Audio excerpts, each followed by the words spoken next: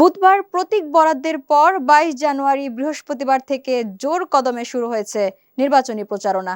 এর মধ্য দিয়ে মূলত মাঠে গড়াচ্ছে সংসদ নির্বাচন। সিলেট আলিয়া মাদ্রাসা মাঠে নির্বাচনী সমাবেশের মধ্য দিয়ে আনুষ্ঠানিক প্রচার শুরু করেছে বিএনপি। এদিকে বেলা ২টায় রাজধানীর মিরপুরে জনসভার আয়োজন করেছে জামায়াত ইসলামী। এর আগে সকালে উসমান হাদির কবর জিয়ারতের মধ্য দিয়ে প্রচার শুরু করেছে এনসিপি। নির্বাচনী আইন অনুযায়ী প্রচার চালানো যাবে আগামী ১০ ফেব্রুয়ারি সকাল ৭:৩০ পর্যন্ত। ১২ ফেব্রুয়ারি সকাল ৭:৩০ থেকে বিকেল ৪:৩০ পর্যন্ত চলবে ভোট গ্রহণ। ইসির তথ্য অনুযায়ী এবারের নির্বাচনে সবচেয়ে বেশি আসনে প্রার্থী আছে বিএনপির ২৮৮টি আসনে। এদিকে জামায়াতে ইসলামীর প্রার্থী আছে ২২৪টি আসনে।